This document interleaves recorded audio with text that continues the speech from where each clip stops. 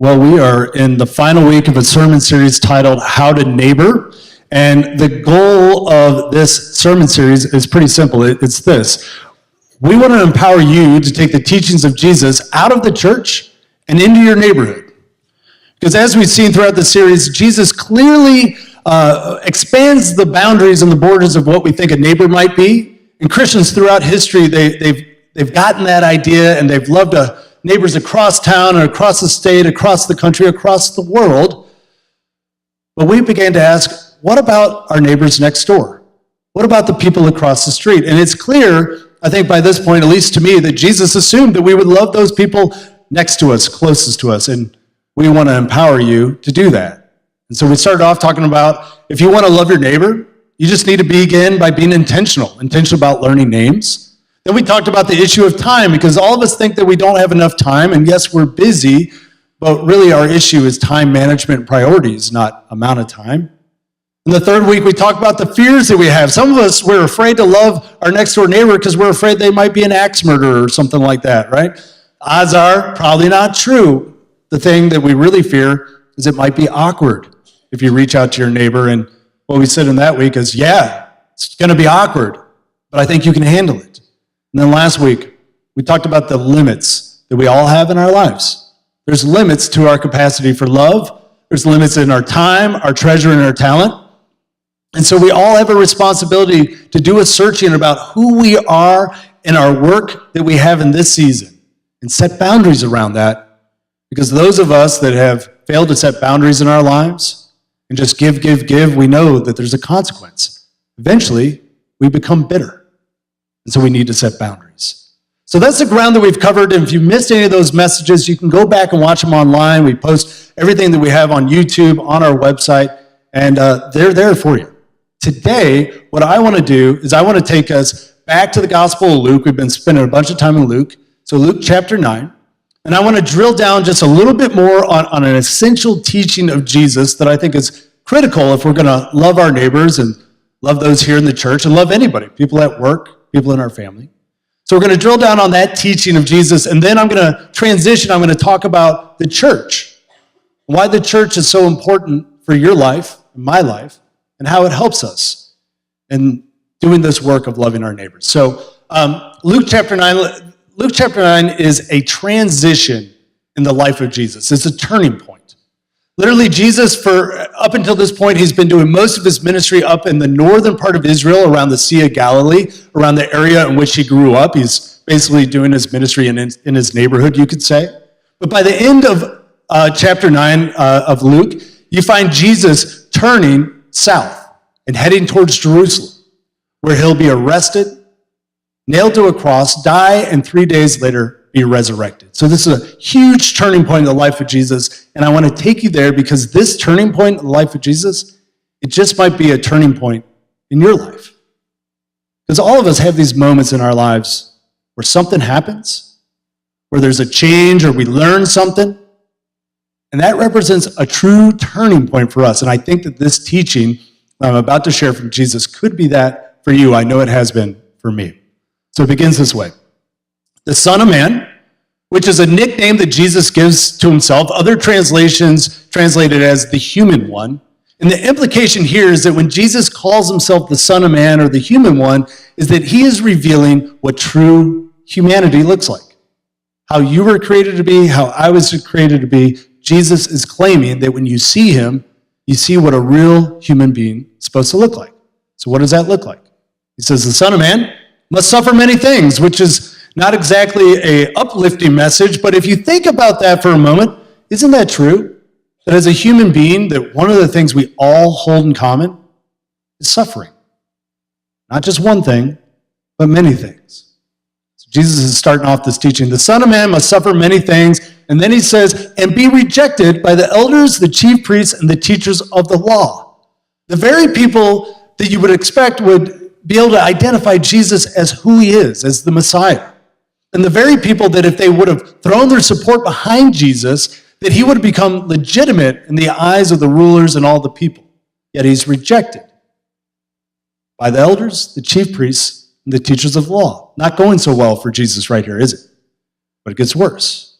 Then he says, and he must be killed, and on the third day raised again, which is a hard teaching and a dramatic teaching. In fact, Luke doesn't tell this part of the story, but in the Gospel of Matthew, Peter, one of his disciples, he hears this and he pulls Jesus aside. He's like, Jesus, come here. We need to talk for a moment.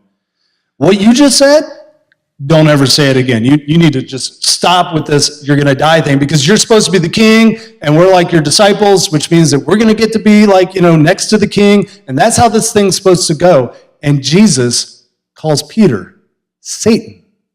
Satan. Get behind me, Satan. For you got the ways of the world on your mind, not the ways of God. Jesus is trying to teach us that with God, there's something different about how things really work, about how change really happens, about how meaning really happens. It's a little different. Then he turns to all of us. Says, whoever wants to be my disciples must. What do y'all think? Must attend worship twice a month? Do you think that that's what Jesus is going to say? Because people who identify as a regular worship attender, these days that's twice a month. And I hope you come twice a month. I hope you come every Sunday, because when you come, you're uplifted by the people here and the music and the message. But do you think that that's what Jesus is going to say? How about option 2 here? Give 10% of your income. It's good to give. It's good to give because when you give generously, it breaks the power of money over your heart. Jesus says that money is the chief competitor to a relationship with God. So it's good to give. And so you might give 10%, you might give 15% or 2%. It's good to give, but I don't think that that's what Jesus is going to say. How about this? Serve in the kids ministry. Whoever wants to be my disciple must serve in the kids ministry. Honestly, I wish he would have said this, because we got more and more kids coming here, and we had 15 one Sunday, and we just need more people to feel called to serve in the kids ministry. But he doesn't say any of these things. Here's what he says. Whoever wants to be my disciple must deny themselves. Deny themselves. And what Jesus is getting at, what he understands about you, what he understands about me, is that there's something in us that wants to make our life all about us. Am I alone on that?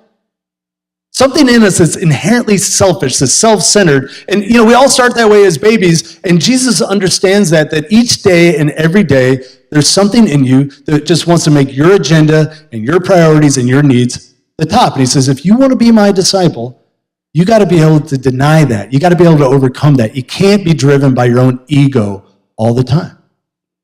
Well, that sounds difficult. Well, look at what Jesus says next. He says, must deny themselves and take up their cross daily.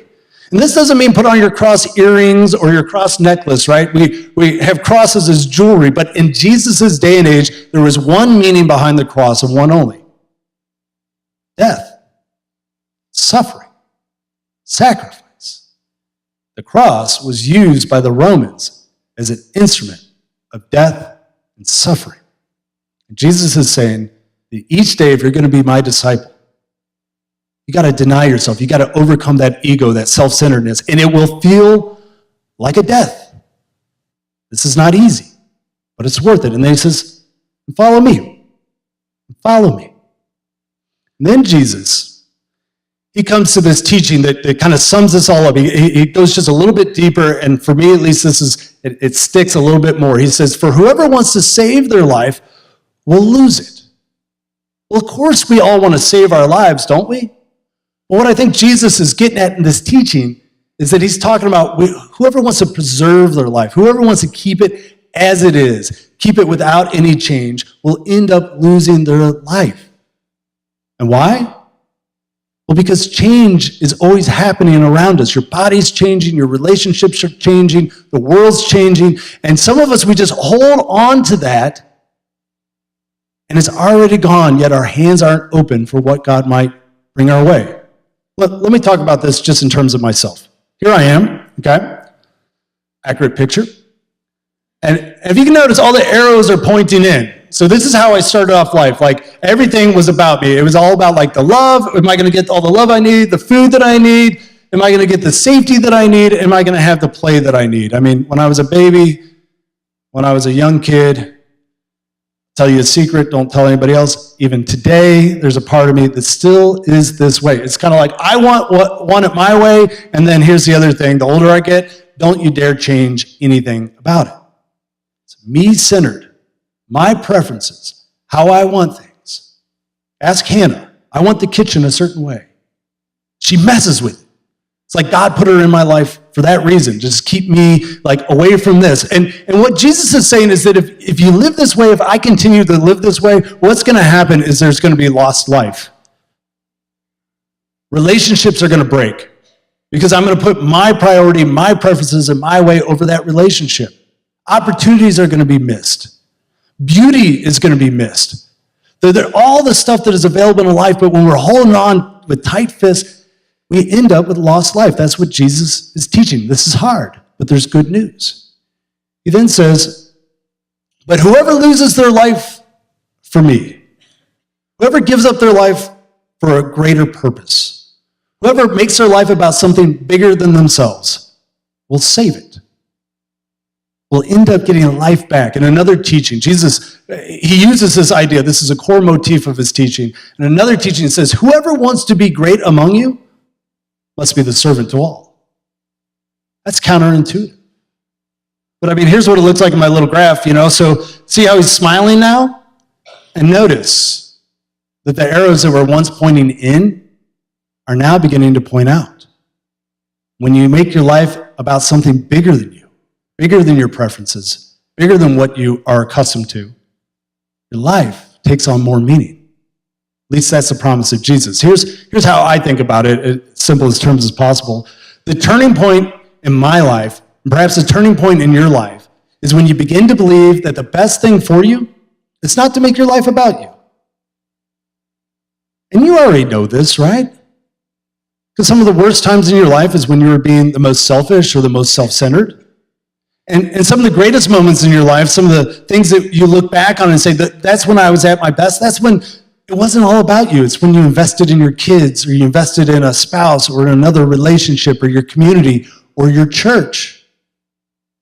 The best thing for you is not to make your life about you. And this is hard. But Jesus, he didn't intend for us to do this on our own.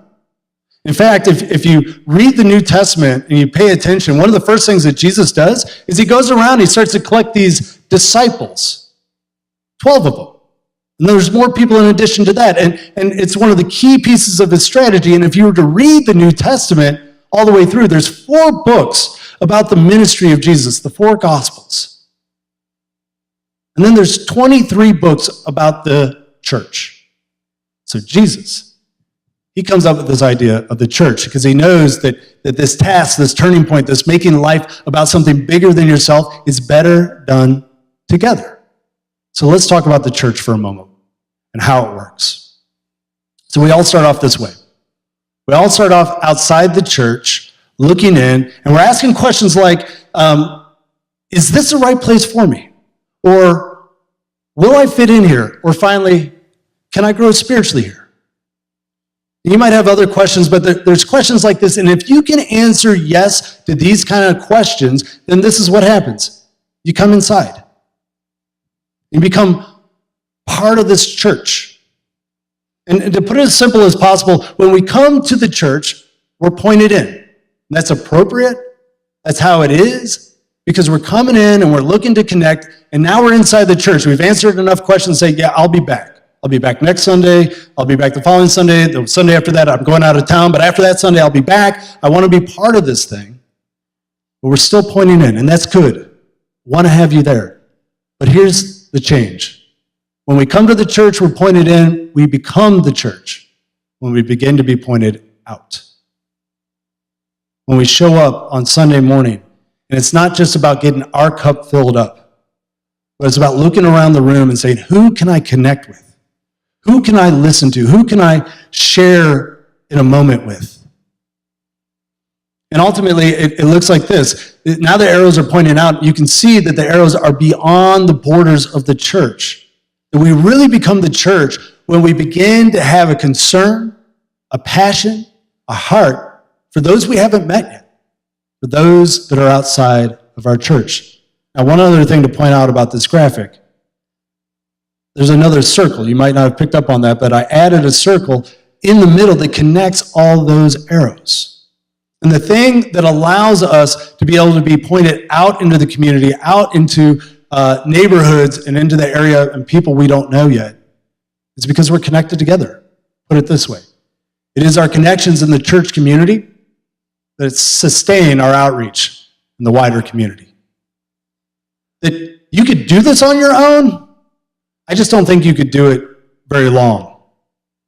You could reach out into your neighborhoods, you can all the things we've been talking about in this series, you can be intentional about knowing their names, you can show up in their time of need, you can set good boundaries around that, and all that is good to do, but it's incomplete if you don't have a group of people working with you. Or to put it this way, what if you were to begin to understand that, yes, okay, I get it. Like, to not make my life about me, that's the best thing for me. And I'm going to get really intentional about reaching out to my neighbors. And then I find out that, Gabe over here, he wants to do the same thing. And so I'm like, Gabe, what would be helpful is if we met up once a week and just kind of reminded ourselves about this like high-level goal, this thing that we think is really good to do, even though sometimes it's hard because, he's got needs and I got needs. So we meet up once a week, and then we bring Frank in, and we bring, Linda in, and we're meeting up, and we're just the support group for each other. And we think, it'd be helpful if somebody would just talk about this thing that we're doing. That would be helpful. And what if we had a song or two that we would sing, and that would help inspire us? And we would meet every week, maybe on Sunday mornings, and you know what we're talking about? Talking about what we're doing right now.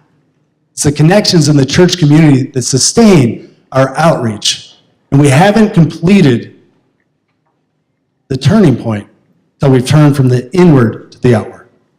So let's talk about how we're set up here in this church to do that in this season of life. One thing that we have going on every month is our Next Steps Lunch. And this is a great opportunity, whether you're new or you've been here a long time, to connect with people in this church, to build those connections.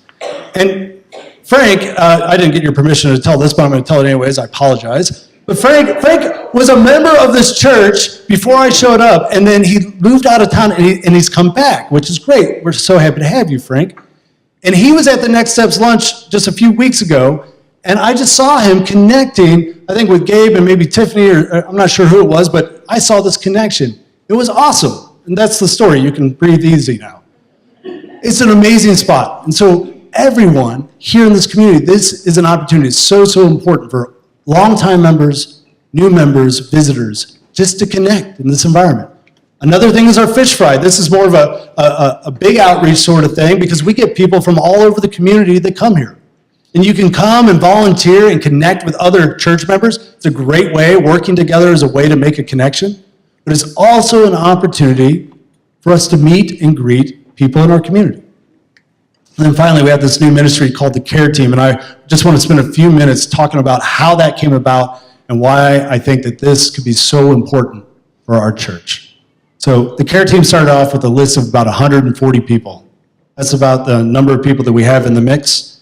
And what we decided is that we would invite whoever wanted to come, and we would see what would happen. So we got 7 people that showed up. I know it's hard to see, but we got Brian Heath and Steve Clark, Pat Summit, Sherry Burns, Judy Schaefer, Gabe, and Diane here on the list. And what we did is we took that 140 and we divided it by that 7. And so Brian got 20 and then 20 and just keep going, Brian. And it got spread out all the way. Go ahead and finish it. So everybody got 20 people because trying to care for 20 people is way easier than trying to care for 140 people, right? Everybody with me on that? But here's the thing, 20 people is a lot too. And so the top priority of our care team is to call up people on their list, and I'm not sure which list you're on, but if you want to find out, come to the care team meeting afterwards. But call up people on the list and check in with them and just make that connection, and then ask, would you like to participate in the care of our church? And they might say, well, I can't care for 20 people. I'm not asking 20 people. Could you call one person? Meet with one person. And so ideally, on each of these lists, there would be people identified, people involved in caring for members of our church. And here's where this really aligns with the mission of Jesus. Even if with this strategy and those yellow dots, we were able to care for every single person in this church, everybody felt known and cared for and connected, we would only be 50% done. If 100% of people were cared for, got as much of my time and attention, much as our church's time and attention that they needed, we would only be 50% done. Because church is a gathering of people who are cared for, but also caring for people. That the arrows are pointing out, that you're pointing into the lives of other people. And when you come to church on Sunday, hopefully you're getting filled up and you're getting re-energized and connecting with that source of life, but you're also coming here to care for others, to connect with others. That is the church. And even if we could satisfy all that with a few people, that wouldn't be good enough, because it's not finished until we help each other get our arrows pointing outward instead of staying inward. That brings us to the bottom line of the message.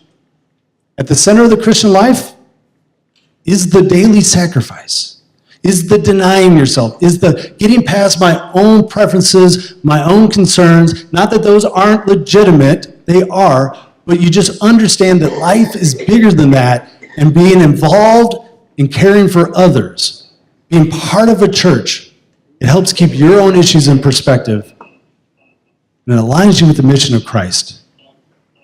It says that the greatest among us are the servants, are those that are caring.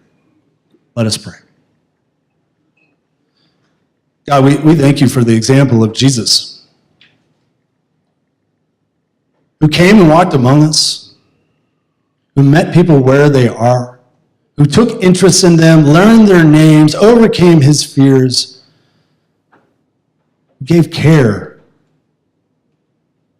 and who invited us to be part of his gathering, his movement, his church. And God, we're well aware that this all plays out in steps, that each of us, we're on our own journey. And so for those that are on the outside looking into the church going, is this the right place for me? Can I get fed here? Will I fit in here? We thank you for them, and we ask that they would be able to answer yes. And for those that have decided that this here faith is their church, that are still pointing in, we think that's appropriate, that's wonderful, and we're grateful. We hope that they get connected with you through here. But ultimately, Lord, it is not finished until we turn those arrows around and we start pointing out into the lives of people here in our church and out into the lives of people in the community, the neighborhood you called us to love and serve. We pray this in the name of Jesus Christ. Amen.